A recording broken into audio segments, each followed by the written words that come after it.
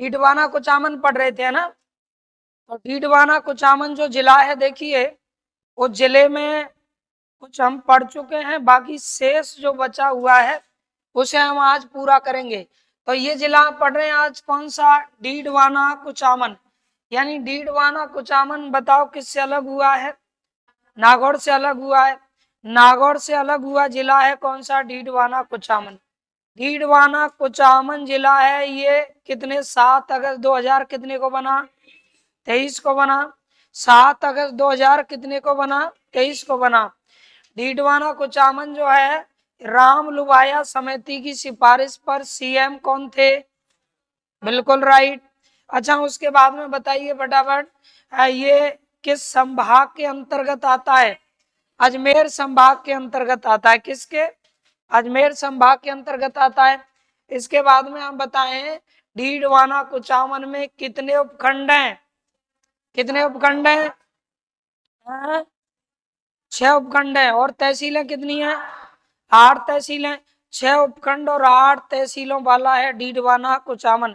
6 उपखंडों की ट्रिक क्या पढ़ी आपने, कुड़ी एमपी से लाना, कू से बना और डी से बना और एम से बना मकराना, पी से बना परवत्सर, से क्या था साइलेंट, और ला से बना लाडनू, और ना से बना नवागांव।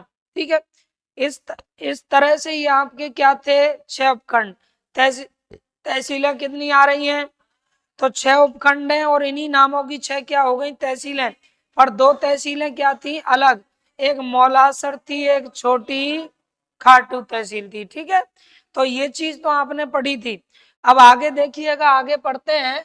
ये जो डीडवाना कुचामन है, याद रखें, ये डीडवाना कुचामन में ये हम पढ़ रहे हैं, डीडवाना कुचामन में ये पढ़ने जा रहे हैं हम क्या, डीडवाना कुचामन में सबसे पहले पढ़ रहे हैं निरंजनी संप्रदाय। कौन सा संप्रदाय, निरंजनी संप्रदाय। यानी निरंजनी संप्रदाय जो है इसके संस्थापक कौन थे, और जो भी इसके संस्थापक हैं उनका संबंध भी याद रखें कहाँ से है, वर्तमान समय में। पहले नागौर से था, अब किससे है, डीडवाना कुचामन से है। तो देखो निरंजनी जो संप्रदाय है, इस संप्रदाय के संस्थापक की अगर हम बात करें, किसकी बात करें, संस्थापक की बात करें, तो निरंजनी संप्रदाय की याद रखना संस्थापक कौन हो जाएंगे, निरंजनी संप्रदाय के संस्थापक कौन होंगे, तो इसके संस्थापक हो जाएंगे दोस्तों कौन, निरंजनी संप्रदाय के क्या संस्थापक, वो संस्थापक होंगे कौन, हरिदास जी। यानी संत कौन हो जाएंगे, संत याद रखना हरिदास, लिखते चलो साथ में, संत हरिदास जी। दोस्तों संत हरिदास जी ये निरंजनी संप्रदाय के क्या माने जाएंगे, संस्थापक। यानी निरंजनी संप्रदाय जो है उसके संस्थापक कौन माने जाते हैं, तो संत हरिदास जी, इन्होंने ये चलाया।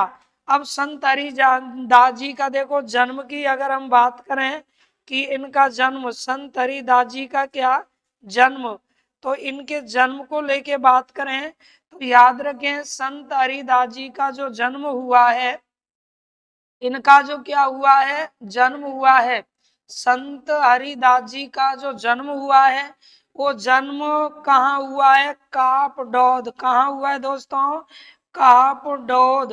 कापडौद में इनका क्या हुआ, जन्म हुआ। संत हरिदास जी का जन्म कहाँ हुआ, कापडौद। और कापडौद वर्तमान में नागौर जिले में नहीं है, डीडवाना किसमें है, कुचामन। तो यहाँ इनका क्या हुआ, कापडौद में जन्म हुआ। अब संत हरिदास जी जो हैं, इस संत हरिदास जी की याद रखना समाधि की अगर हम बात करें कि इनकी समाधि कहाँ है, तो समाधि कहाँ है संत हरिदास जी की समाधि अगर आपसे पूछी जाए तो समाधि कहाँ बताओगे, फटाफट बताइए। तो इनकी समाधि है काड़ावास। कहाँ पर है, काड़ावास गांव में इनकी क्या है, समाधि। काड़ावास गांव में संत हरिदास जी की क्या है भाई, समाधि है। यानी इनकी समाधि के विषय में अगर पूछा जाता है तो समाधि कहाँ हो जाएगी, काड़ावास गांव में समाधि, है ना। इसके बाद में देखेंगे हम नेक्स्ट बिंदु, संत हरिदास जी जो हैं, कौन, संत हरिदास जी।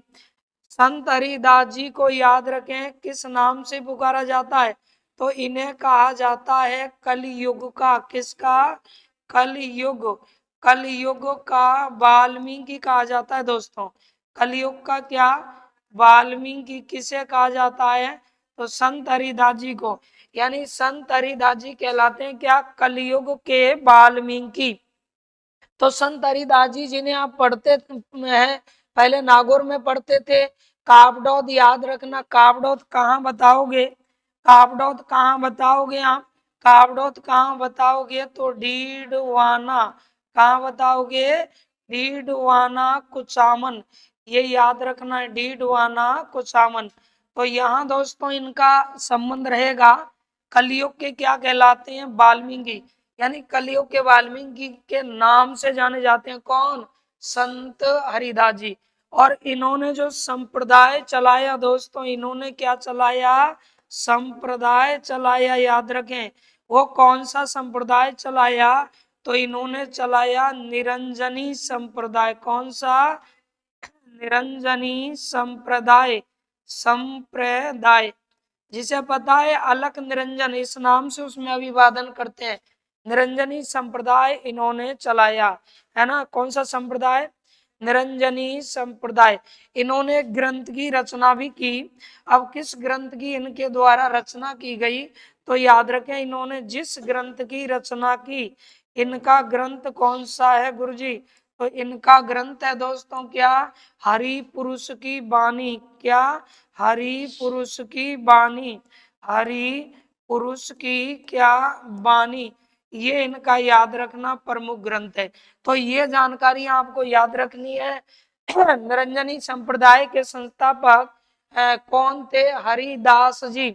ये कहते हैं कि प्रारंभ में बचपन में डकैत थे, हरि सिंह, इनका मूल नाम क्या था, हरि सिंह था। ये हरिदास जी हैं, ये बचपन में या प्रारंभ में, इनके बचपन का नाम क्या था, तो ये हरि सिंह डकैत कहलाते थे, क्या कहलाते थे, हरि सिंह, याद रखना दोस्तों, हरि सिंह डकैत, इस नाम से इन्हें जाना जाता था बचपन में, किस नाम से, हरि सिंह डकैत, यानी ये हरि सिंह डकैत के नाम से जाने गए।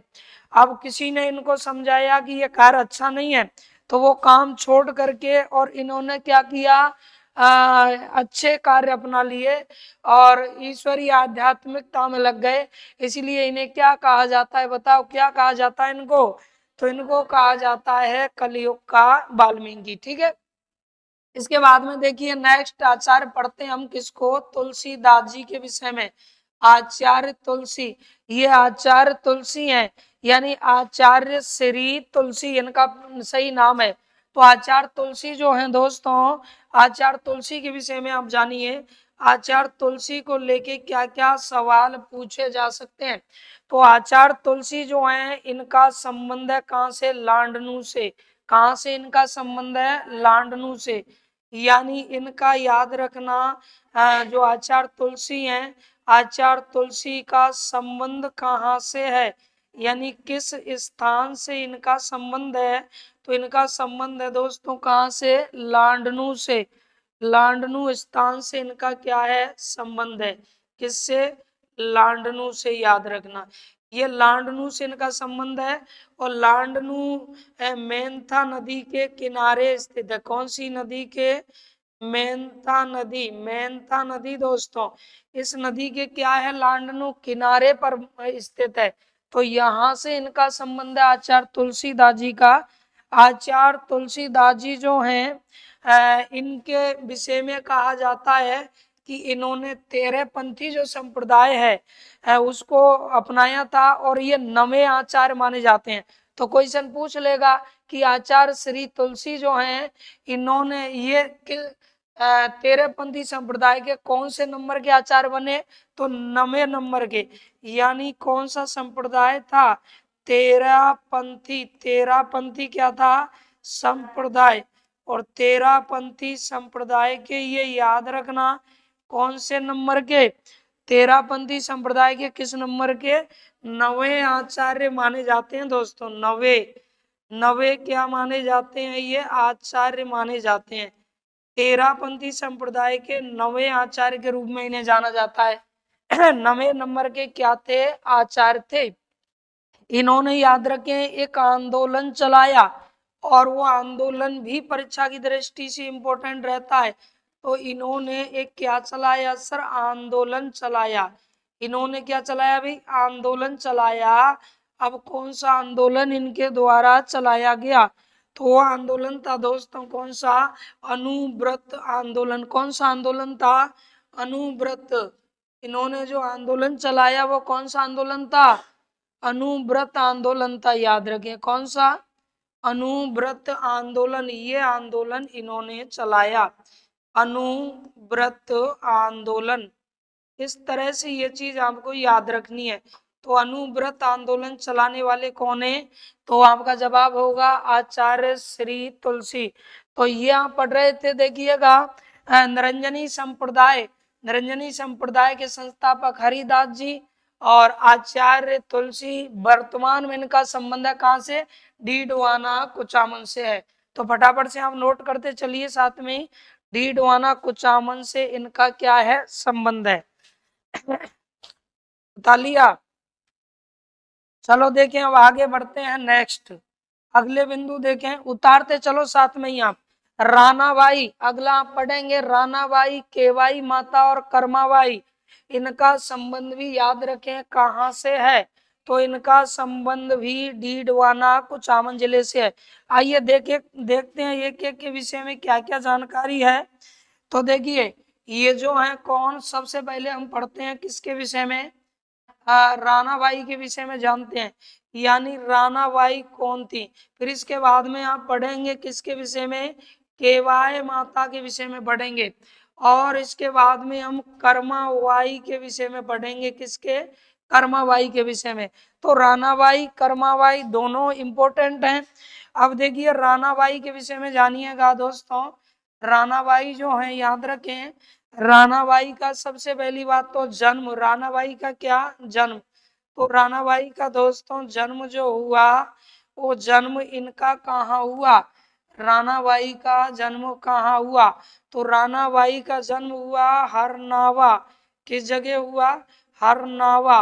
और ये हरनावा कहाँ? मकराना में पड़ता है दोस्तों, मकराना तहसील में पड़ता है। और आप जानते हैं कि मकराना तहसील वर्तमान में कहाँ आ चुकी है? डीडवाना कुचामन में आ चुकी है। मकराना तहसील वर्तमान में कहाँ चुकी है? डीडवाना कुचामन में आ चुकी है। तो यहाँ मकराना में इनका हरनावा गांव में इनका क्या हुआ? जन्म हुआ था। इसके बाद में देखेंगे नेक्स्ट बिंदु, अगला बिंदु देखिए दोस्तों। नेक्स्ट बिंदु पर आइए, रानाबाई जो है याद रखें कौन? रानाबाई। ये रानाबाई ने चतुरदास को अपना क्या बनाया? गुरु बनाया। यानी जैसे मीराबाई ने अपने गुरु बनाए थे ना, ऐसे चतुरदास इनके क्या थे? गुरु थे। गुरु का नाम क्या था? तो इनके गुरु का नाम था क्या? चतुरदास। इनके गुरु कौन थे? चतुरदास। याद रखना, चतुरदास को अपना इन्होंने क्या बनाया? चतुरदास को अपना क्या बनाया? गुरु बनाया। तो इन्होंने अपना गुरु किसको बनाया? चतुरदास को बनाया। ठीक। अब इसके बाद में देखिए इनके विषय में, ये जो है कौन? रानाबाई। रानाबाई को याद रखना किस नाम से भी पुकारा जाता है? तो राजस्थान की मीराबाई। राजस्थान में मीराबाई तो थी, दक्षिणी राजस्थान की मीराबाई गबरी बाई को कहते हैं, आपने पढ़ा होगा। उसी प्रकार से, और मीराबाई स्वयं मीराबाई थी, तो इन्हें राजस्थान की दूसरी मीराबाई, यानी इन्हें किस नाम से पुकारा जाता है? राजस्थान की कौन सी मीराबाई? दूसरी। राजस्थान की दूसरी मीरा, दूसरी क्या कहलाती है? ये मीरा। तो राजस्थान की याद रखना दूसरी मीरा के नाम से जानी जाती हैं। इन्हें राजस्थान की दूसरी मीराबाई कहा जाता है। ये चीज भी आपको याद रखनी है। रानाबाई को कहा जाता है राजस्थान की क्या, दूसरी मीराबाई। इसके बाद में देखिएगा नेक्स्ट, ये जो हम मकराना के विषय में पढ़ रहे हैं, किसके, मकराना। तो मकराना याद रखना, यहाँ मकराना के विषय में हम जान सकते हैं मकराना का संगमरमर, मकराना का क्या, संगमरमर, मकराना संगमरमर याद रखना, मकराना और क्या, संगमरमर, सफेद रंग का ये संगमरमर है।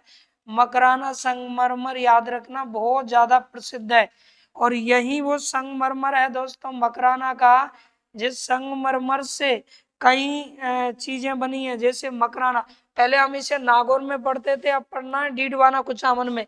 मकराना नामक संगमरमर कहाँ से निकलता है, डीडवाना कुचामन। इसी से याद रखना राजस्थान में दिलवाड़ा के जैन मंदिर बने हैं, दिलवाड़ा मंदिर जो बने हुए हैं राजस्थान में, वो इसी पत्थर से बने हुए हैं।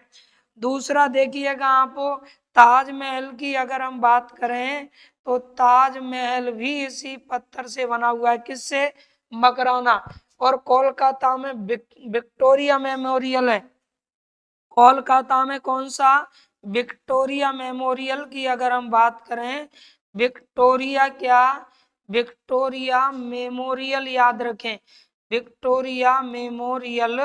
तो विक्टोरिया मेमोरियल जो है कहाँ पर है, ये कोलकाता में। कहाँ पर है दोस्तों, कोलकाता। तो ये भी किससे बना हुआ है, ये भी बना हुआ है किससे, मकराना के संगमरमर से। तो मकराना का संगमरमर याद रखें। अब वो आपको नागौर में नहीं, कहाँ पढ़ना है, डीडवाना में, है ना। इसके बाद में देखिएगा नेक्स्ट, अगला अगला देखिए आप, अब बात आती है किसकी, केवाय माता की। केवाय माता के विषय में पढ़ते हैं दोस्तों। तो केवाय माता को लेके क्या क्या सवाल बनेंगे देखें। सबसे पहली बात, इस माता का मंदिर कहाँ है, केवाय माता का मंदिर कहाँ है राजस्थान में, केवाय माता का राजस्थान में मंदिर कहाँ है। तो इनका मंदिर है, याद रखें, कलवा गांव में। कौन से गांव में, कलवा, कलवा गांव में इनका क्या है, मंदिर है। और कलवा गांव कहाँ पड़ता है सर, पर्वतसर में, पर्वतसर। और आप जानते हैं कि पर्वतसर कहाँ पड़ता है, पर्वतसर कहाँ आ गया है आजकल, डीडवाना में। लिखते चले आप साथ में इनको, पर्वतसर कहाँ आ गया है, डीडवाना में आ गया है। अब ये केवाय माता जो हैं, इनके मंदिर के निर्माण की अगर हम बात करें कि मंदिर का निर्माण किसने करवाया, तो इनके मंदिर का याद रखें निर्माण, मंदिर का क्या, निर्माण, केवाय माता के मंदिर का निर्माण करवाया गया किनके द्वारा, तो चच देव के द्वारा करवाया गया। किसने, चच देव ने, है ना, चच देव ने इनके मंदिर का निर्माण करवाया। किसने करवाया, चच देव द्वारा निर्माण करवाया गया।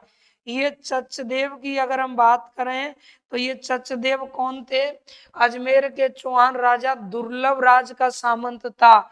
अजमेर के, कहाँ के दोस्तों, अजमेर के, अजमेर के चौहान राजा, अजमेर के कैसे राजा, चौहान राजा, चौहान राजा, किसके, दुर्लभ राज, दुर्लभ हो, चौहान राजा दुर्लभ राज के, दुर्लभ राज के बताओ क्या थे ये, दुर्लभ राज के सामंत थे, दुर्लभ राज के सामंत।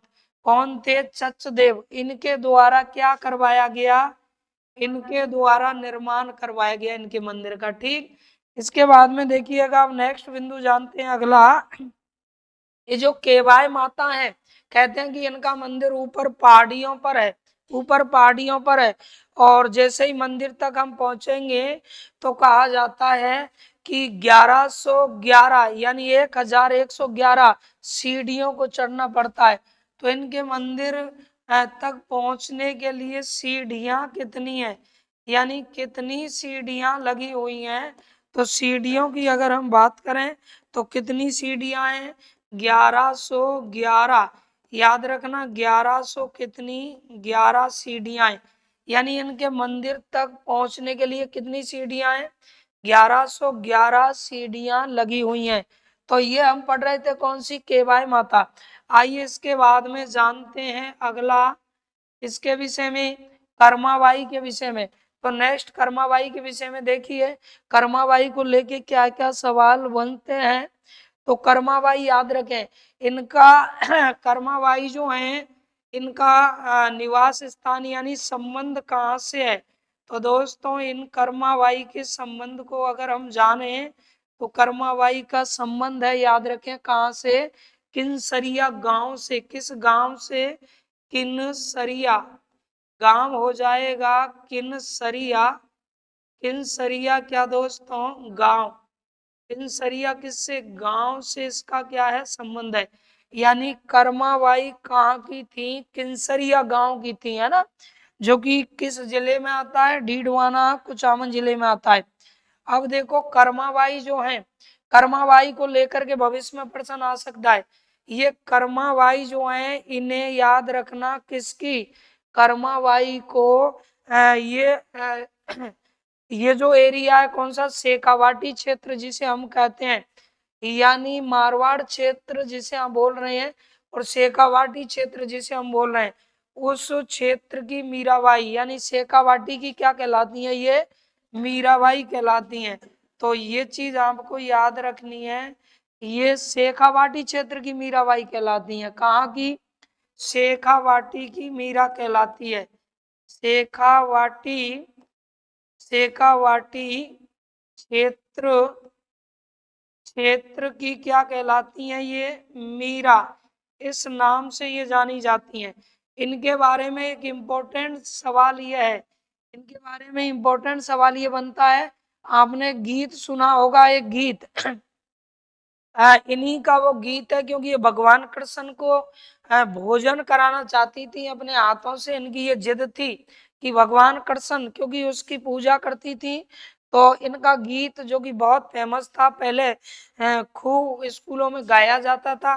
किसी भी गणतंत्र दिवस के अवसर पर या स्वतंत्रता दिवस के अवसर पर वो गीत चलता था इनका, थाली भरकर लाई रे खिचड़ी।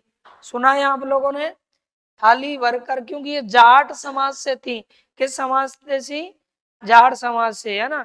ऊपर घी की बाट की और जी माँ जे मारा श्याम धनी, जिमावे छोरी जाट की, ऐसे इनका गीत चलता था। तो ये पूछा जा सकता है थाली भरकर लाई खिचड़ी, ये गीत किनका है, तो कर्माबाई का है। तो कर्माबाई का याद रखना, गीत पूछा जा सकता है। तो इनका गीत कौन सा गीत है, तो इनका गीत है कौन सा, थाली भरकर, है ना, ये इनका गीत है। थाली, थाली भरकर, थाली भरकर लाई खिचड़ी, लाई खिचड़ी, और आगे, ये इनका गीत है, याद रखना। थाली भरकर क्या, लाई खिचड़ी, ये इनका क्या है, गीत है, लाई खिचड़ी, है ना। तो ये पूछा जाएगा कि ये किनका गीत है, तो ये कर्माबाई का गीत है, याद रखें। थाली भरकर लाई खिचड़ी किनका गीत है, कर्माबाई का ये गीत है। शेखावाटी क्षेत्र की मीरा किशनसरिया गांव में जन्मी थी और इन्होंने भगवान कृष्ण को यानी अपने हाथों से क्या कराया था, भोजन कराया। तो इन्होंने इन्होंने इन्होंने कृष्ण जी को, किसको, कृष्ण जी को, याद रखना, कृष्ण जी को अपने अपने अपने हाथों से, अपने हाथों से भोजन कराया। अपने हाथों से क्या कराया, भोजन कराया। तो ये थी कौन, कर्माबाई। तो आप इस तरह से इनको नोट कर सकते हैं तीनों को। आपने पढ़ा है किसके विषय में, रानाबाई, और फिर केवाया माता, और एक हो गई कौन सी, कर्माबाई। इन तीनों को याद रखना है। कर्माबाई बहुत इंपॉर्टेंट है, जाट समाज से थी। ये रानाबाई भी याद रखना, ये भी जाट समाज से ही है। और केवाया माता, केवाया माता चच देव ने केवाया माता क्या बनवाया, मंदिर बनवाया था, जिनके मंदिर में कितनी 1111 सीढ़ियां है ना। तो इस तरह से ये याद रखना है। अगला देखिएगा, नेक्स्ट पढ़ते हैं चौथे पेज पर। ये 3 गांव है, एक बरून गांव है, एक बाजवास गांव है और एक बडू गांव है। और तीनों के तीनों गांव किसी ना किसी चीज के लिए फेमस है। और ये तीनों के तीनों गांव, बरून गांव, बाजवास गांव और बडू गांव, ये तीनों के तीनों गांव याद रखें, वर्तमान में डीडवाना कुचामन जिले में आते हैं। तो देखिए, देखते हैं इन तीनों गांवों के विषय में, तीनों को लेके क्या क्या सवाल बन सकता है। सबसे पहले ये हो गया अपना कौन सा, एक बरून गांव हो गया। उसके बाद में गांव हो गया कौन सा, ये बाजवास गांव हो गया दोस्तों। और उसके बाद में एक बडू गांव हो गया। कौन सा गांव हो गया, बडू गांव हो गया। अब देखिएगा इनको लेके क्या क्या सवाल बनते हैं। एक एक लाइन के सवाल हैं, लेकिन इम्पोर्टेंट है तीनों को लेके बनने वाले सवाल। तो ये बरून गांव जो है, इसको लेके क्या सवाल बन सकता है। उसके बाद में बाजवास गांव है, इसको लेके क्या सवाल बनेगा। और उसके बाद में बडू गांव को लेके क्या सवाल बन सकता है। तो देखिए सबसे पहले लेते हैं किसको, बरून गांव को। कौन सा गांव, बरून गांव। बरून गांव की पहले भी आप पढ़ते होंगे, बरून गांव पर्वतसर में स्थित है। बरून गांव कहाँ है, पर्वतसर में स्थित है। और यहाँ की बकरियां पूरे विश्व में प्रसिद्ध है। कहाँ की, बरून गांव की। तो ये इसमें नोट कर लीजिए, बरून गांव जो है यहाँ की क्या, बकरियां, बकरियां, बरून गांव की बकरियां पूरे पूरे काय में, विश्व में, विश्व में प्रसिद्ध हैं। याद रखना, पूछेगा कि किस गांव की बकरियां पूरे विश्व में प्रसिद्ध हैं, तो वो कौन सा, बरून गांव। पहले नागौर में पढ़ते थे, क्योंकि पर्वत सर में आता है ये बरून गांव। बरून गांव कहाँ आता है बताइए, बरून गांव कहाँ आता है, पर्वत सर में आता है ना। यह गांव, यह गांव, ये जो गांव है वो कहाँ आता है, पर्वत सर। कहाँ आता है दोस्तों, पर्वत सर, पर्वत सर में स्थित है। ये गांव पर्वत सर में स्थित है। और आप जानते हैं कि पर्वत सर वर्तमान में कहाँ गया है, डीडवाना कुचामन में आ गया है। इसके बाद में देखिएगा अगला नेक्स्ट, बाजवास गांव सर, ये किसके लिए फेमस है, बाजवास गांव, यहाँ के बकरे प्रसिद्ध है। बरून गांव की बकरियां प्रसिद्ध हैं और बाजवास गांव के बकरे प्रसिद्ध हैं। तो ये आप नोट कर लीजिए, यहाँ के क्या, बकरे, क्या, बकरे, यहाँ के बकरे प्रसिद्ध हैं। बकरे क्या है, प्रसिद्ध हैं, याद रखें। यहाँ के क्या फेमस हैं, बकरे प्रसिद्ध हैं, यानी यहाँ के बकरे प्रसिद्ध हैं।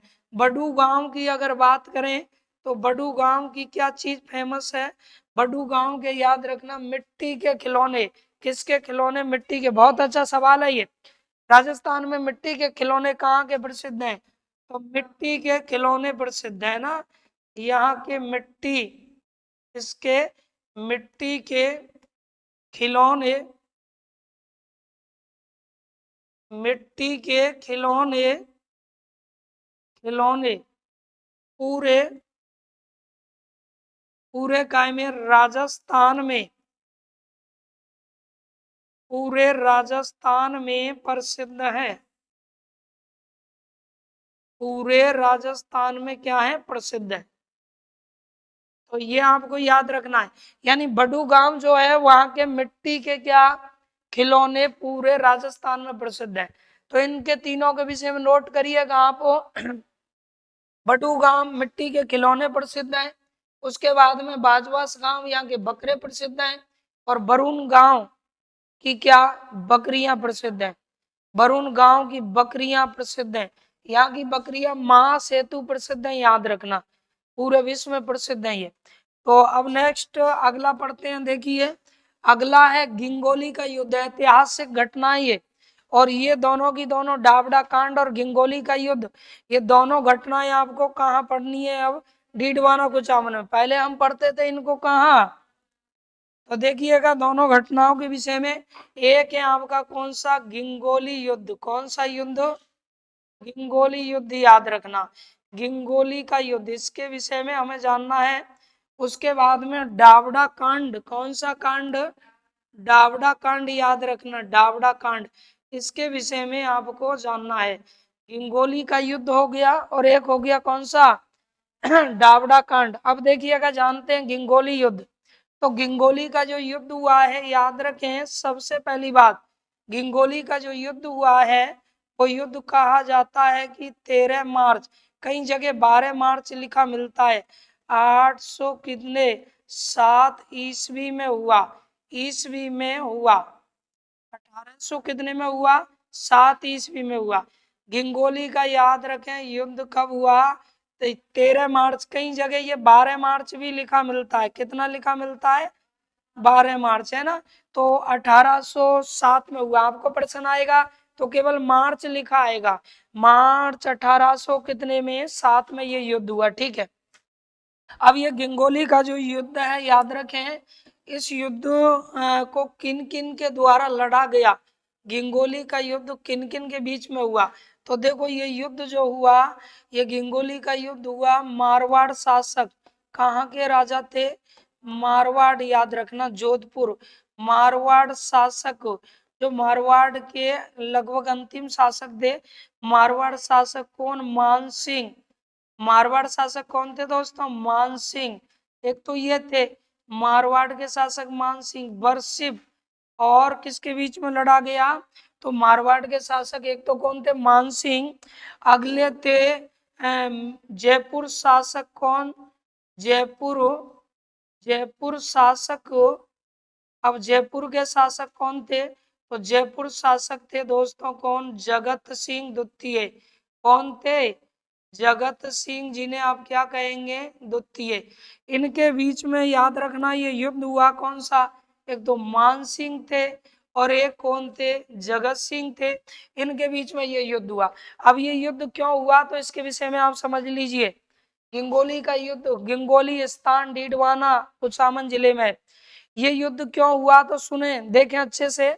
मेवाड़ की बात कर रहा हूं मैं, मेवाड़ की याद रखना राजकुमारी कृष्णा को लेकर के ये हुआ। मेवाड़ की राजकुमारी थी कौन, कृष्णा। अब मेवाड़ की राजकुमारी कृष्णा को लेकर के ये युद्ध हुआ, यानी मेवाड़, मेवाड़, मेवाड़ में किसकी, मेवाड़ में किसकी, भीम सिंह की। मेवाड़ में भीम सिंह की कौन थी दोस्तों, भीम सिंह की पुत्री, मेवाड़ में भीम सिंह की पुत्री कृष्णा। अब क्या हुआ, भीम सिंह की पुत्री कृष्णा का विवाह, कृष्णा का विवाह, इसका रिश्ता कर दिया गया। कृष्णा का विवाह किससे, इस मानसिंह, मानसिंह, याद रखें कृष्णा का विवाह मानसिंह। ये मानसिंह कहाँ के हैं, मारवाड़ के, जोधपुर के। मानसिंह के भाई, मानसिंह के भाई किसके साथ में, उसका नाम भी भीम सिंह था। मानसिंह के भाई भीम सिंह, भीम सिंह से तय किया गया, तय किया गया, भीम सिंह से क्या किया गया, तय किया गया, लेकिन गड़बड़ हो गया, है ना। यानी मेरा मतलब है कि मेवाड़, देखिएगा मेवाड़ के भीम सिंह की पुत्री जो कृष्णा थी, उसका विवाह ये मानसिंह जो मारवाड़ वाला, इसके भाई का नाम भी भीम सिंह था, इसके भाई का नाम भी क्या था, भीम सिंह था, उसके साथ में क्या कर दिया, तय कर दिया। लेकिन क्या होता है, इस भीम सिंह की आगे चल क्या हो जाती है, मृत्यु। भीम सिंह की क्या हो गई थी, मृत्यु हो गई। अब भीम सिंह की मृत्यु हो गई तो फिर इसका रिश्ता, फिर कृष्णा का रिश्ता बाद में किससे करना पड़ा, बाद में कृष्णा का रिश्ता करना पड़ा किससे, जगत सिंह के साथ करना पड़ा। अब जैसे जगत सिंह के साथ में इसका रिश्ता किया बाद में, भाई जिससे रिश्ता किया वो मर ही गया था, तो फिर इसके भाई ने, इस भीम सिंह के किसने, भाई ने, मान सिंह ने कहा कि नहीं, अगर मेरा भाई मर गया तो फिर कृष्णा से शादी मैं करूंगा, जबकि उसके पिताजी इस बात के लिए तैयार नहीं थे। थोड़ी है कि दो दो भाई जिससे रिश्ता किया है उसी के साथ कर सकते थे। अब जब वो मर ही गया तो क्या मतलब हुआ, तो मना कर दिया, भाई मैं नहीं करना चाहता। तो ये चाहता था मानसिंह की कृष्णा हमारे ही राठौड़ों की आ, आ, क्या दुल्हन बने, वधू बने। तो फिर ये इसने कहा कि नहीं, मैं रिश्ता कर लूंगा। तो ये मना कर दिया गया। भीम सिंह मेवाड़ शासक ने और रिश्ता तय कर दिया जगत सिंह जयपुर शासक के साथ। अब जगत सिंह को ये चैलेंज किया था मान सिंह ने कि तुमने रिश्ता क्यों लिया है, रिश्ता हमारे हो रहा था और हम ही करते, लेकिन ठीक है अब तुमने रिश्ता ले ही लिया तो तुम शादी नहीं कर पाओगे, कोई सवाल ही नहीं शादी कर ले। हाँ, शादी नहीं करोगे, कृष्णा के घर बारात जब जाएगी तो मैं वहीं पंगा कर दूंगा और मैं तुम्हें ये शादी नहीं करने दूंगा, ये मेरा दावा है। ऐसा किसने कहा? मारवाड़ के मान सिंह ने। मान सिंह ने कहा चौखट पर अगर डोली उठी तो किसकी जगह, डोली की जगह अर्थियां उठेंगी, और ऐसा इसने कह दिया। तो फिर इन दोनों के बीच में युद्ध हुआ। ये भी कम नहीं था, इसने कहा कि ठीक है पहले युद्ध ही कर ले यार, युद्ध ही कर ले, शादी तो पीछे करेंगे। और ऐसा कहते हैं कि इस जगत सिंह ने किनका, पिंडारियों का साथ ले लिया। किनका? पिंडारियों का क्या लिया इसने? पिंडारियों का साथ लिया। और पिंडारियों का साथ लेके ये युद्ध लड़ा। और इस युद्ध में लास्ट में नतीजा क्या आया? इस युद्ध में लास्ट में नतीजा क्या आया? नतीजा ये आया कि जीत किसकी हो गई? जगत सिंह की। याद रखना, जगत सिंह की क्या हुई इसमें?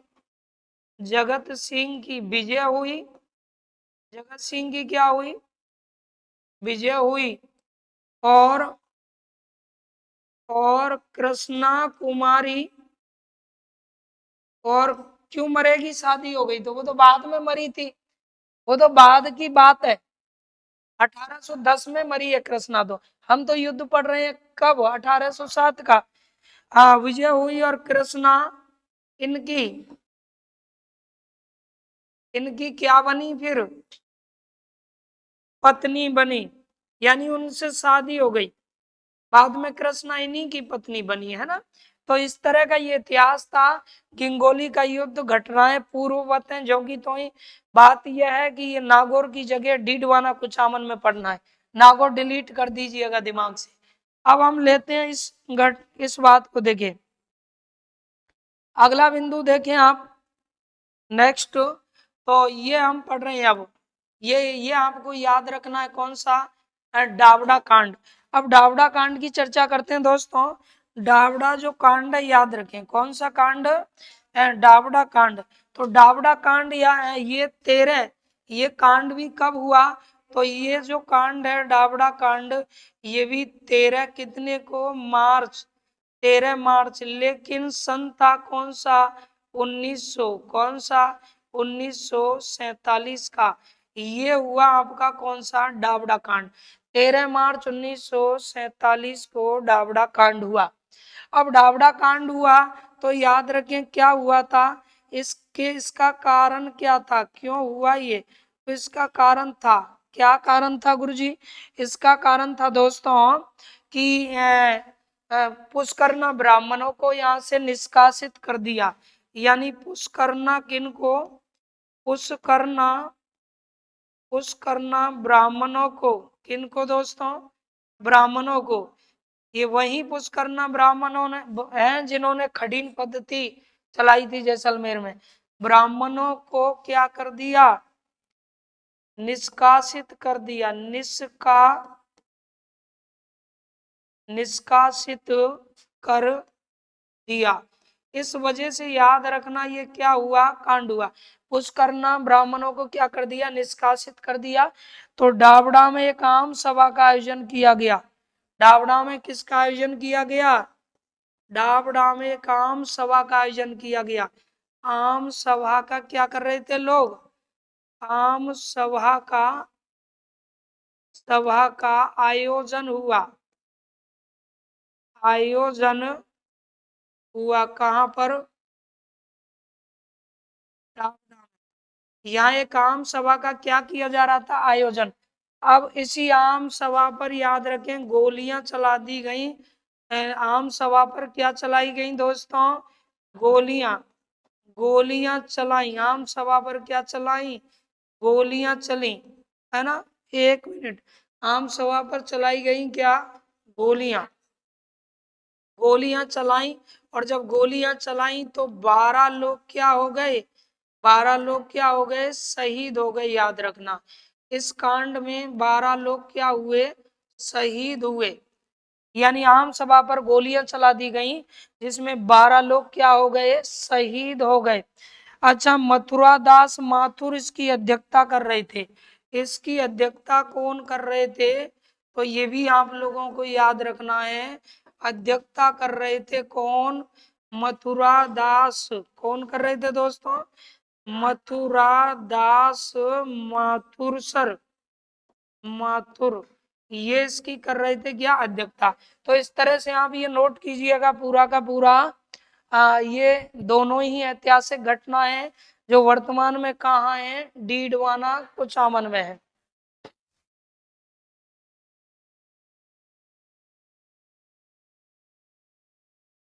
गोलियां चला दी गई, 12 लोग शहीद हो गए, यानी 12 लोग शहीद हुए थे। यहाँ डावडा कांड 1947, 13 मार्च 1947 डावडा गांव था, वहां डावडा कांड ये माना गया। हो गया। अब देखो आगे बढ़ते हैं, नेक्स्ट अगला देखिएगा और क्या क्या इसको लेकर है। तो नेक्स्ट आप देखेंगे बाल मुकुंद बिस्सा, ऐतिहासिक घटनाओं को ले रहे हैं अब हम। और कर्नल बिशन सिंह राठौड़, बहुत इंपॉर्टेंट है। तो ये बाल मुकुंद बिस्सा देखें, सबसे पहले ये जानते हैं बाल मुकुंद बिस्सा को लेके कई बार सवाल एग्जाम में आए हैं। और ये है कर्नल बिशन सिंह, याद रखें कर्नल बिशन सिंह, जिन पर फिल्म भी बन चुकी है पलटन। कौन सी फिल्म? 2018 में बनी थी पलटन। तो बाल मुकुंद बिस्सा के विषय में देखिएगा। बाल मुकुंद कौन? बिस्सा। सबसे पहले लेते हैं बाल मुकुंद बिस्सा का क्या जन्म, यानी इनका दोस्तों जन्म कब हुआ? बाल बाल मुकुंद किसका? बिस्सा का। बाल मुकुंद याद रखें बिस्सा का जन्म कब हुआ? तो दोस्तों बाल मुकुंद बिस्सा का जो जन्म हुआ, वो जन्म हुआ है कब? 1908 में। 1900 कितने में? 8 में। तो देखो यहाँ पढ़ते हैं हम किसके विषय में? बाल मुकुंद बिस्सा के विषय में। फिर उसके बाद में यहाँ कर्नल किसके विषय में पढ़ेंगे आप? यानी कर्नल किसके? बिशन सिंह राठौड़ के विषय में जानेंगे। तो आइए जानते हैं इनके विषय में। देखिए बाल मुकुंद जो बिस्सा है, ये बाल मुकुंद जो बिस्सा है, उनका जन्म सबसे पहले ये आप जाने कि इनका जन्म कब हुआ। तो दोस्तों बाल मुकुंद बिस्सा का जन्म हुआ 1900 कितने में? 8 ईस्वी में इनका जन्म हुआ है। इनका जन्म हुआ है 1900 कितने में? 8 ईस्वी में। किस गांव में जन्म हुआ? तो पीलवा गांव में इनका जन्म हुआ है। पीलवा, किस गांव में? पीलवा गांव में। याद रखें इनका क्या हुआ है सर? जन्म। यानी पीलवा गांव में बाल मुकुंद बिस्सा का क्या हुआ था? जन्म हुआ था। अब पीलवा गांव में जो बाल मुकुंद बिस्सा का जन्म हुआ, तो बाल मुकुंद बिस्सा बिस्सा किस चीज को लेकर के चर्चित रहे? किस चीज को लेकर के चर्चित रहे? बाल मुकुंद बिस्सा ने, याद रखिएगा, 1934 में मारवाड़ क्षेत्र में जब खादी, गांधी जी से बड़े प्रभावित थे, ये गांधी जी से बड़े प्रभावित थे, तो मारवाड़ में खादी भंडार की स्थापना की। तो ये गांधी जी से बहुत क्या थे? प्रभावित। गांधी जी गांधी जी से गांधी जी से क्या होकर के दोस्तों? प्रभावित। लिखते चलो लिखते चलो। गांधी जी से प्रभावित होकर क्या किया इन्होंने? मारवाड़ में, किस में? मारवाड़, जोधपुर, यहाँ कीजिएगा, है ना। प्रभावित होकर कहाँ पर दोस्तों? जोधपुर। जोधपुर, यानी गांधी जी से क्या होकर के? प्रभावित होकर के जोधपुर क्षेत्र में। अब जोधपुर क्षेत्र में क्या कर दिया इन्होंने? खादी भंडार की स्थापना की। क्षेत्र में 1900 कितने में भाई?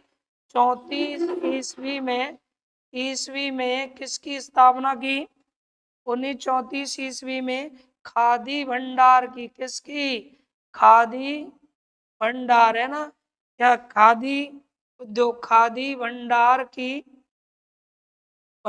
की क्या की स्थापना की, इन्होंने, याद रखें, खादी भंडार की स्थापना की। तो इनके द्वारा की गई, किसकी? खादी भंडार की स्थापना बाल मुकुंद बिस्सा के द्वारा। दूसरा सवाल देखिएगा, बाल मुकुंद बिस्सा को लेके और क्या सवाल बन सकते हैं?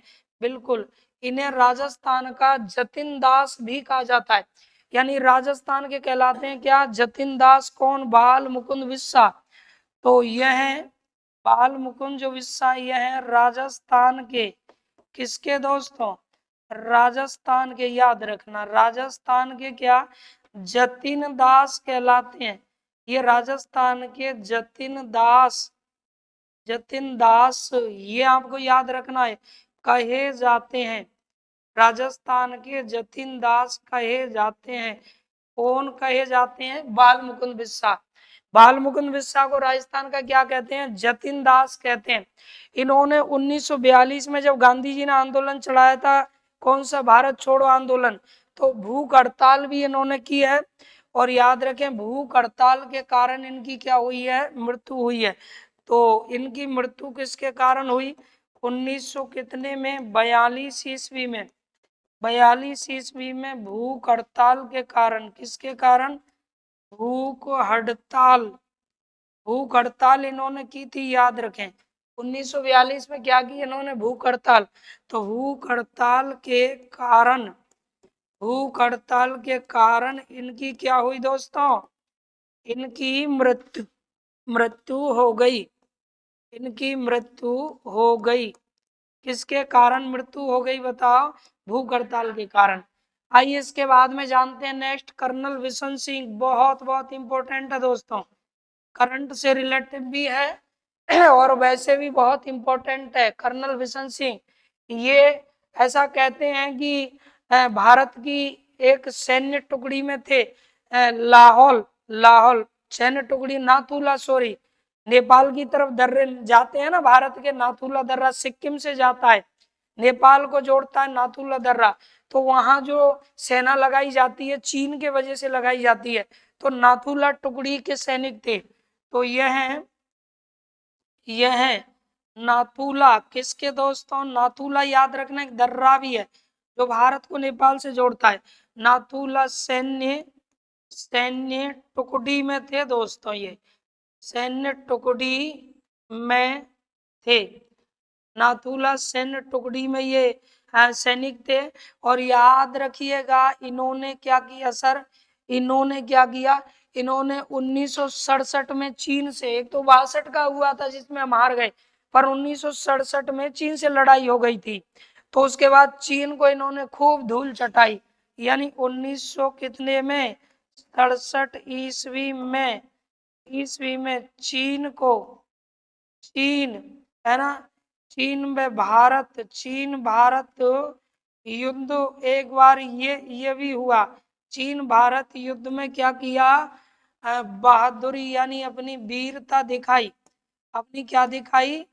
वीरता दिखाई, याद रखें इन्होंने। अब उसके बाद में नेक्स्ट सवाल देखिएगा इनके बारे में, इन्हें किस नाम से भी पुकारा जाता है गुरुजी? तो इन्हें नाथुला का टाइगर कहा जाता है दोस्तों। नाथुला का नाथुला का नाथुला का टाइगर, नाथुला का टाइगर है ना, टाइगर इस नाम से भी जाने जाते हैं। कौन? कर्नल बिशन सिंह राठौड़। कर्नल बिशन सिंह राठौड़। और कर्नल बिशन सिंह राठौड़ को लेकर के एक अच्छा सवाल है, और वो यह है कि 2000 कितने में? 18 में, 2018 में किसने? तो एक डायरेक्टर, यानी 2000 निर्देशक, फिल्म निर्देशक कौन? जेपी दत्ता दोस्तों, ये याद रखना, फिल्म निर्देशक जेपी दत्ता ने 2018 में क्या किया? इन पर एक फिल्म बनाई। इन पर क्या बना दी? एक फिल्म। जेपी दत्ता ने इन पर एक फिल्म बनाई। बता सकते हैं आप क्या नाम था? एक फिल्म बनाई, फटाफट बताओ फिल्म का नाम है। कौन सी फिल्म थी? 2018 में कर्नल बिशन सिंह राठौर पर निर्देशक जेपी नड्डा ने फिल्म बनाई पलटन। फिल्म का नाम क्या है? पलटन, याद रखना। ये फिल्म इन पर बनाई गई। तो इस तरह ही आपको याद रखनी है, नोट करिए फटाफट। बाल मुकुंद मिश्रा और कर्नल कौन? बिशन सिंह, याद रखें, कर्नल बिशन सिंह। तो इनका संबंध भी डीडवाना कुचामन से है। किससे है? डीडवाना कुचामन से इनका संबंध है। हो गया?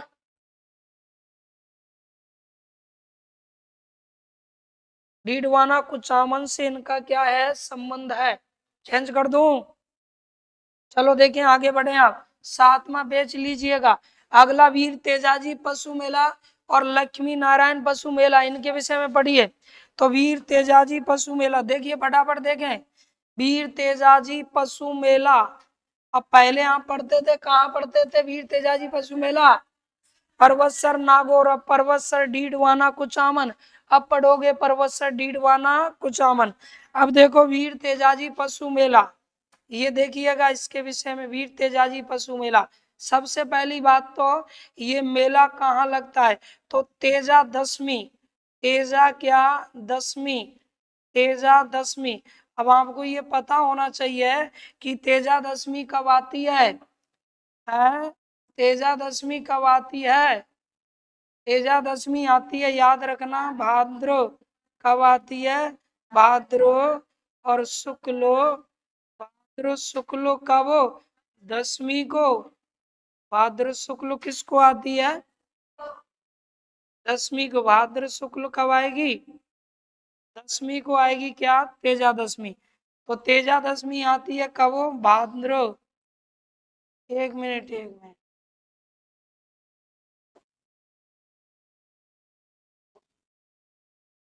ये तेजा दशमी आएगी, देखो, भाद्र। कब आएगी दोस्तों? भाद्र और शुक्ल, भाद्र शुक्ल किसको?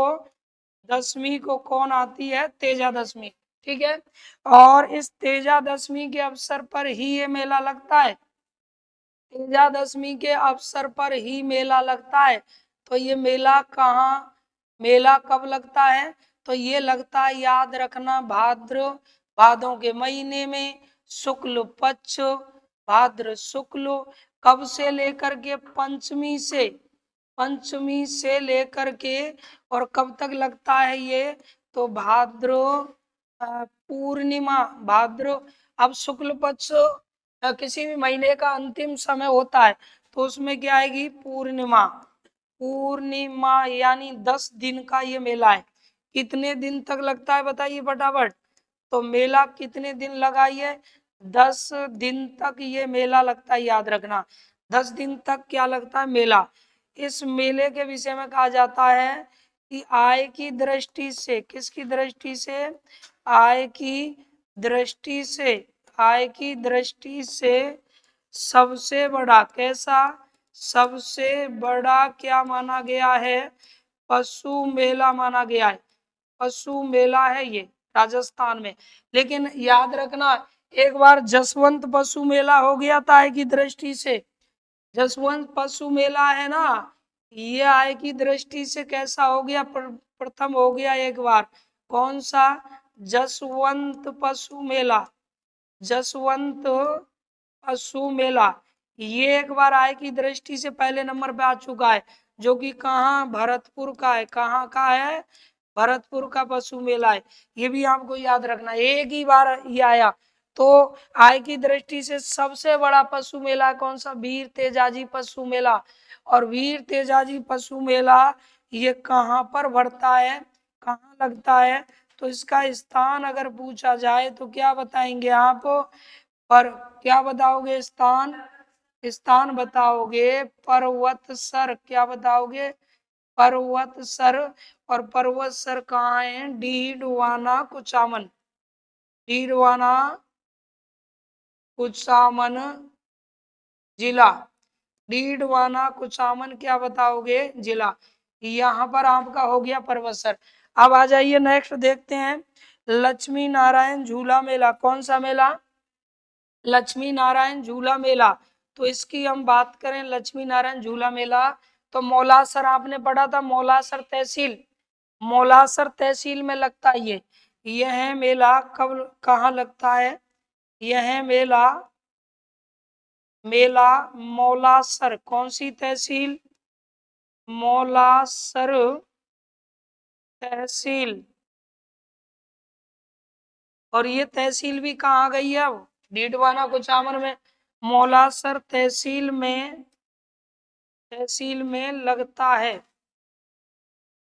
लगता है। तो ये मौलासर तहसील में लगता है, याद रखें। अब ये मेला कब लगता है, इसका समय क्या है? तो श्रावण मास में ये मेला लगता है। कब लगता है दोस्तों? श्रावण मास में। श्रावण मास में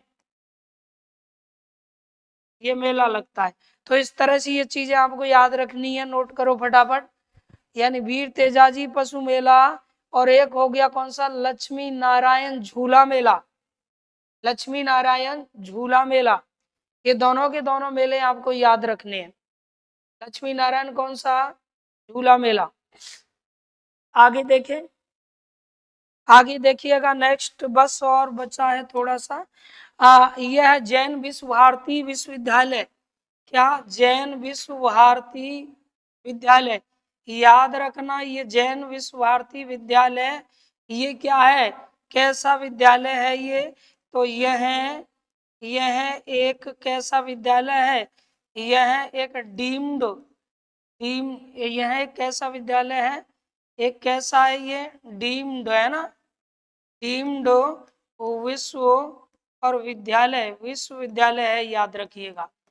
दूसरी बात सुनो, ये जैन शिक्षा का प्रमुख केंद्र है। कहाँ है ये, किस स्थान पर है दोस्तों? तो आपको स्थान याद रखना है, किस स्थान पर है? तो ये लांडनू स्थान पर है। कहाँ पर है बताओ? लांडनू स्थान पर है। कहाँ? डीडवाना कुचामन में। डीडवाना और हो जाएगा कुचामन, डीडवाना कुचामन, लांडनू स्थान पर है ये, डीडवाना कुचामन में। अब आइए आगे देखते हैं।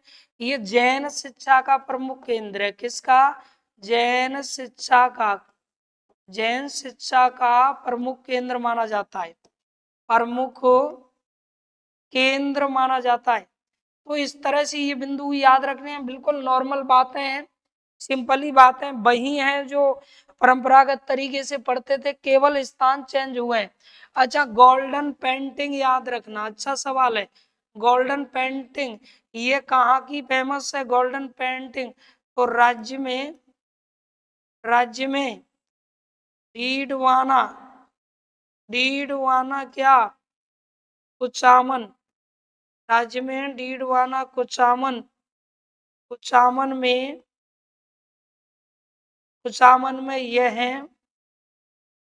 यह कार्य भी होता है।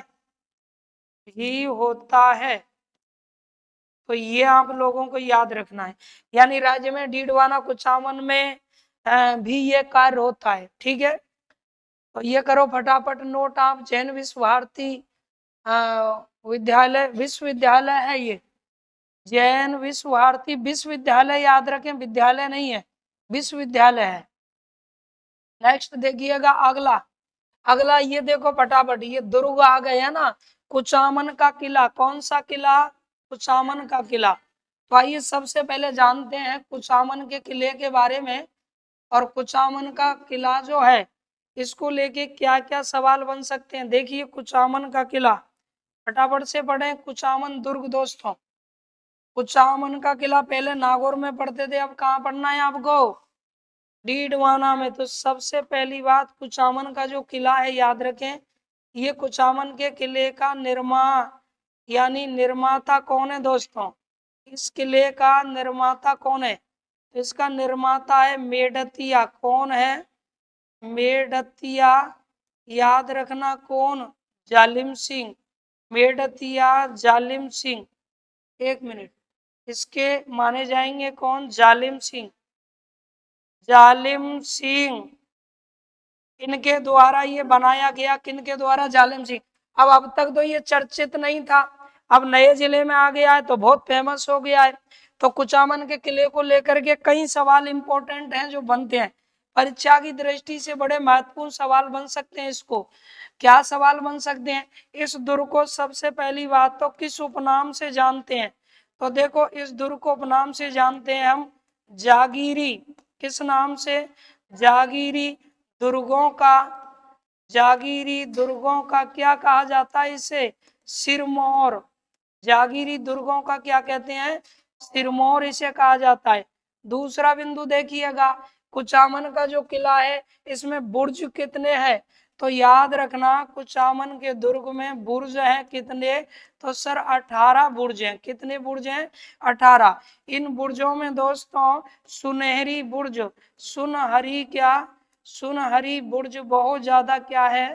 फेमस है। अगला देखिएगा नेक्स्ट, ये जो कुचामन का किला है, कुचामन का जो दुर्ग है, इस दुर्ग के बारे में दोस्तों एक कहावत भी है। अब कौन सी कहावत है? कौन सी कहावत है?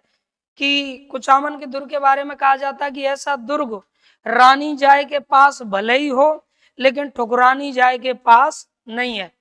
यानी कहावत है कि ऐसा दुर्ग, ऐसे सवाल आते हैं, ऐसा दुर्ग रानी रानी जाए, ऐसा दुर्ग रानी जाए के पास पास भले ही हो, भले ही हो, लेकिन लेकिन किसके?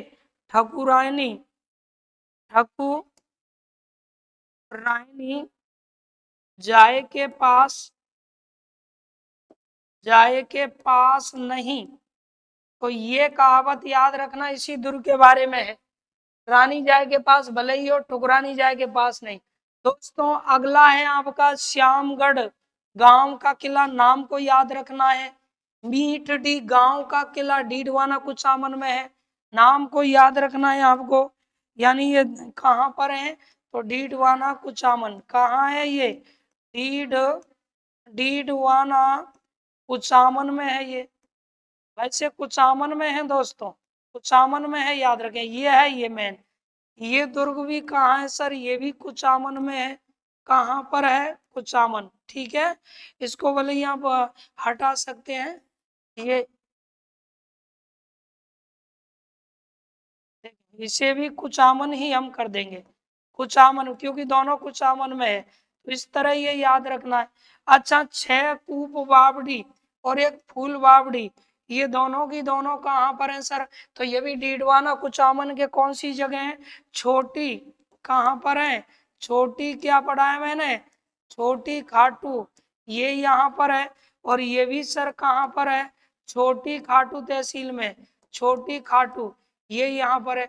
कुचामनी सिक्के याद रखना, मारवाड़ में ये सिक्कों की टकसाल थी। मारवाड़ में ये क्या थी दोस्तों? मारवाड़ में सिक्कों की, सिक्के जहाँ डाले जाते हैं उसे कहते हैं टकसाल।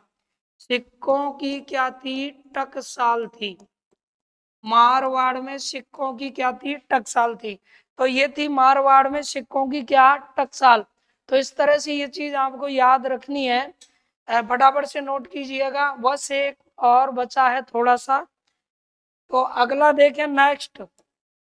नेक्स्ट इसमें यह है डीडवाना झील।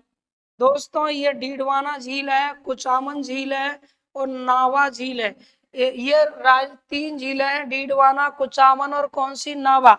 डीडवाना झील, ये झील के विषय में देखिएगा। डीडवाना जो झील है ये खारे पानी की झील है। कैसी झील है? फटाफट बताओ। खारे पानी की, खारे पानी की क्या है? झील है ये, खारे पानी की झील है। दूसरा सवाल देखिएगा, ये झील के विषय में है। ये झील को खारड़ा झील भी कहते हैं। खारड़ा झील, खारड़ा झील भी कहलाती है दोस्तों। किस नाम से भी जानी जाती है? खारड़ा। हाँ, इसे क्या कहते हैं? खारड़ा झील, खारड़ा झील भी कहलाती है, याद रखना। खारड़ा झील भी कहलाती है ये। ठीक है भाई, इसे खारड़ा झील भी कहते हैं। अगला सवाल देखिएगा, इसी के विषय में अगला पॉइंट देखें नेक्स्ट। खारड़ा झील भी ये कहलाती है। अगला सवाल देखें आप। डीडवाना झील है, याद रखना इसका नमक नमक जो है, नमक खाने योग्य नहीं है, खाने योग्य योग्य नहीं है, नमक खाने योग्य नहीं है। कारण क्या है? नमक खाने योग्य नहीं है, कारण क्या है? कारण है दोस्तों किसकी अधिकता होना, यानी सोडियम, सोडियम किसकी, सोडियम सल्फेट की अधिकता होना, सोडियम सल्फेट की क्या क्या होना, अधिकता होना, ये इसकी मेन वजह है, इसीलिए खाने योग्य नहीं है। तो फिर वर्तमान में इसका प्रयोग किस में करते हैं भाई, किस में प्रयोग होता है? तो याद रखना इसका प्रयोग होता है किस में, तो किस में होता है, चमड़ा व, किस में, चमड़ा व और कागज उद्योग में होता है, कागज उद्योग में इसका क्या होता है, प्रयोग होता है वर्तमान में। अब यहाँ पर याद रखना प्लांट भी लगे हुए हैं, कौन कौन से प्लांट हैं? तो यहाँ दोस्तों जो प्लांट लगा हुआ है, मुख्य प्लांट 1900 कितने में, 60 में लगाया गया। 1960 में कौन सा था? तो 1960 में जो प्लांट था याद रखें, वो यहाँ पर प्लांट लगाया गया कौन सा, हाँ राजस्थान, किस नाम से?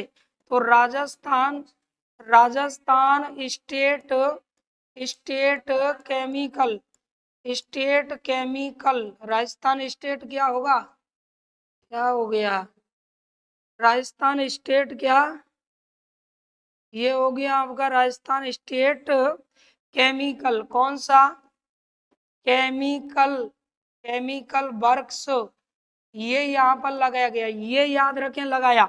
अब इसने कार्य प्रारंभ कब किया इस प्लांट ने? तो याद रखना दोस्तों, कार्य की अगर हम बात करें, क्या गड़बड़ है, कार्य इसने जो प्रारंभ किया अपना वो कब किया?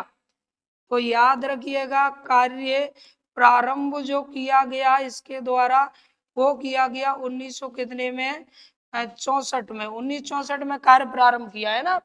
इसके बाद में यहाँ नमक बनाने के लिए कच्ची बस्ती भी है, क्या है दोस्तों, कच्ची बस्ती है।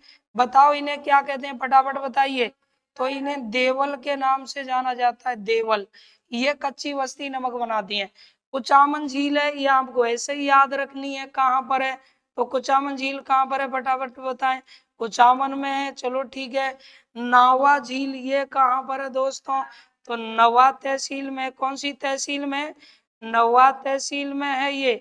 और यहीं पर याद रखना, यहीं पर नवा गांव में, नवा जो गांव में, नवा गांव में क्या है, नवा गांव में नमक, नमक बनाने के लिए नमक परीक्षण, नमक परीक्षण क्या प्रयोगशाला स्थित है, नमक परीक्षण प्रयोगशाला, प्रयोगशाला क्या है स्थित है, नमक परीक्षण की क्या यहाँ पर है, प्रयोगशाला याद रखें, नमक परीक्षण प्रयोगशाला स्थित है, यहाँ पर शाला, नमक परीक्षण प्रयोगशाला यहीं पर क्या है, स्थित है, स्थित है। तो दोस्तों इस तरह से ये चीज आप लोगों ने पढ़ी है, यानी डीडवाना कुचामन आप पढ़ रहे हैं, डीडवाना कुचामन जिसकी समस्त बिंदुओं की आपने चर्चा की। तो दर्पण क्लासेस करौली के यूट्यूब चैनल से जुड़े रहिएगा, दोस्तों को शेयर करें, जिन्होंने सब्सक्राइब नहीं किया है सब्सक्राइब कर लीजिए। इसके बाद मिलते हैं अगले नए जिले के साथ, तब तक के लिए नमस्कार, जय हिंद, जय भारत।